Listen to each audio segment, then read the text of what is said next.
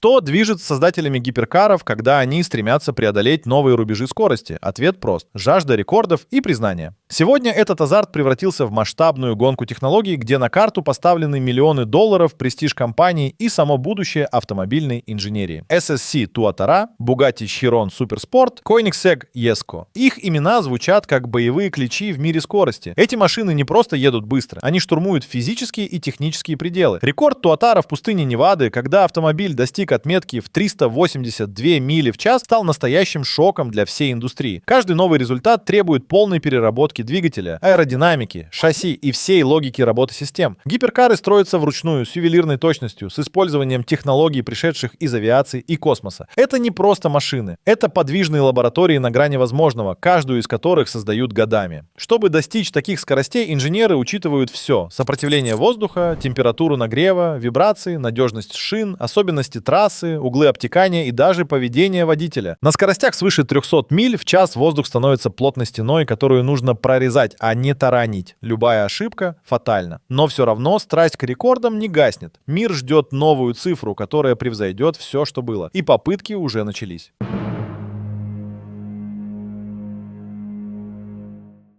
Когда гиперкар мчится со скоростью свыше 300 миль в час, воздух перестает быть просто средой. Он становится стеной. Преодолеть эту стену помогает аэродинамика. Каждый изгиб кузова рассчитан так, чтобы воздух не мешал, а наоборот, помогал. Главная задача — снизить сопротивление и сохранить стабильность. SSC Tuatara имеет коэффициент лобового сопротивления всего 0,3. Это один из самых низких показателей в истории гиперкаров. Он достигнут путем сотен часов в аэродинамических трубах, где инженеры тестируют каждую форму и угол наклона. Важны не только внешние линии, но и то, что скрыто: нижняя часть кузова, каналы, дефлекторы, диффузоры. Все это направляет поток воздуха так, чтобы машина буквально скользила. Даже зеркала и дверные ручки создаются с учетом минимального влияния на обтекание. Аэродинамика гиперкаром — это симфония точности, где каждый миллиметр работает на скорость. Воздух перестает быть врагом и становится союзником. Но малейшая ошибка в расчетах, и поток превращается в вихрь, способный опрокинуть машину. Контроль над этим потоком — ключ к достижению рекордов. Даже дождь или туман могут серьезно изменить аэродинамическое поведение. Поэтому над этим работают не просто инженеры, а специалисты, изучающие физику воздуха годами.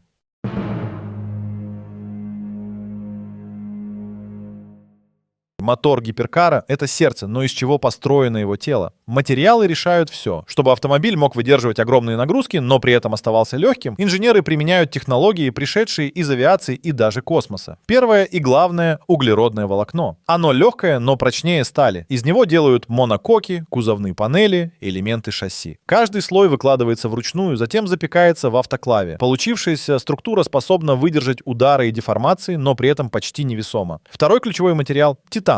Он используется в деталях подвески, креплениях, элементах выхлопной системы. Титан не боится высоких температур и не поддается коррозии. Его используют там, где нужна жесткость и устойчивость. Также применяются керамические композиты, особенно в тормозных системах. Они не перегреваются при экстремальных замедлениях и сохраняют эффективность даже после сотен миль. В конструкции также используется магний. Он легче алюминия, но требует точной обработки. Все материалы подбираются с учетом задач. Где-то важен вес, где-то прочность, где-то термостойкость. Конструкторы создают гибридные решения: карбон с керамикой, титан с магнием. Это не просто дизайнерский выбор, а технологический баланс. Легче значит быстрее, но только если конструкция выдержит нагрузку. Каждая деталь проходит испытания под давлением, вибрациями и перегревом. Здесь нет случайных элементов. Все работает на одно — достичь предела скорости.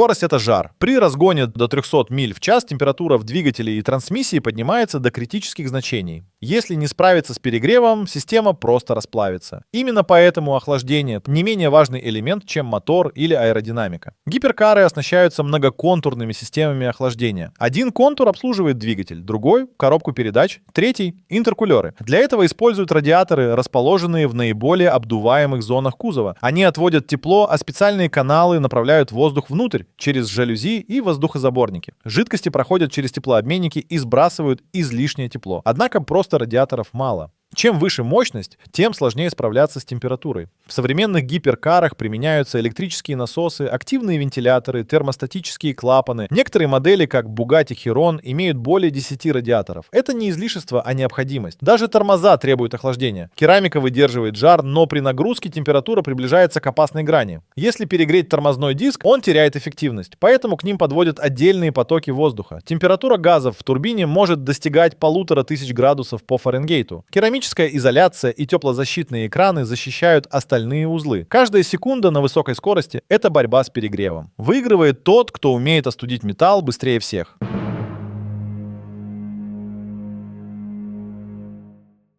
Чем выше скорость, тем важнее контроль. Современные гиперкары больше похожи на суперкомпьютеры на колесах. Управление такими машинами без поддержки электроники невозможно. Центральный компьютер отслеживает сотни параметров в реальном времени. Скорость вращения колес, температуру тормозов, давление в шинах, распределение крутящего момента, уровень сцепления. Все системы объединены в одну сеть и работают синхронно. Электронные блоки управления принимают решения быстрее человека. Если колеса начинают пробуксовывать, моментально срабатывает система контроля тяги. В повороте активируется стабилизация, при торможении же адаптивная система ABS, но это не просто стандартные опции. В гиперкарах каждую функцию настраивают индивидуально. Пилот может выбирать режим вождения, от трекового до экономичного. В режиме максимальной скорости активируются особые профили, где отключается часть помощников, а управление становится более прямым. Это требует от водителя навыков, но дает полный контроль. Некоторые гиперкары оснащены системой активного управления подвеской, которая адаптирует жесткость амортизаторов на ходу. Есть и аэродинамические приводы. Спойлеры, крылья, жалюзи управляемые в зависимости от ситуации. Электроника не заменяет водителя, но делает поведение машины предсказуемым. Ошибка может стоить жизни, и только идеально откалиброванные датчики и алгоритмы дают шанс удержать гиперкар на грани. Чем быстрее движется автомобиль, тем важнее, чтобы мозг машины не ошибался.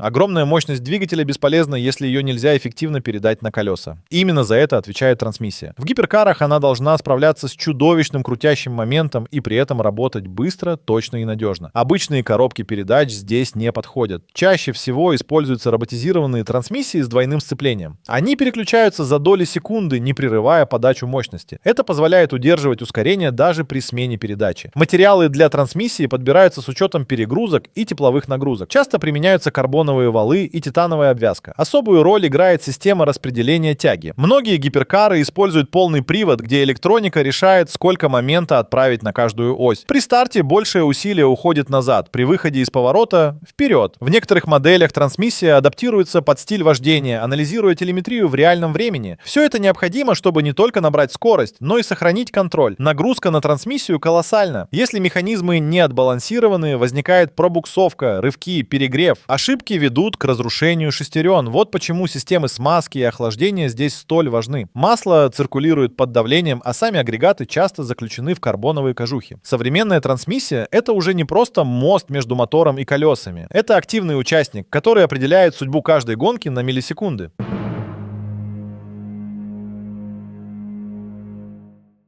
В мире гиперкаров имена рекордсменов звучат как легенды. Каждая из них стала символом технического прорыва. SSC Tuatara — американский гиперкар, который в пустыне Невады показал результат в 382 мили в час. Автомобиль оснащен 5-литровым двигателем V8 с двойным турбонаддувом, выдающим более 1700 лошадиных сил. Следом Bugatti Chiron Supersport. Эта французская машина с двигателем W16 установила рекорд скорости среди серийных авто — 268 миль в час на тестовой трассе в Германии. Ее ключевое преимущество — баланс между мощностью, аэродинамикой и комфортом. Koenigsegg Agera RS — шведский шедевр, который разогнался до 277 миль в час на обычной дороге в Неваде. Он стал первым автомобилем, побившим рекорд в реальных условиях, а не на закрытой трассе. Кроме того, нельзя забывать Rimac Nevera — электрический гиперкар из Хорватии, который доказал, что будущее скорости может быть бесшумным. Он разгоняется до 60 миль за менее чем 2 секунды и преодолевает отметку в 200 миль всего за десятки секунд. Все эти машины — результат тысяч часов разработок. Они используют материалы, электронные системы, аэродинамику и двигатели, доведенные до предела. Но главное, каждая из них была рождена с одной целью — стать самой быстрой машиной на планете. И в этой гонке нет второго места, только абсолютная вершина.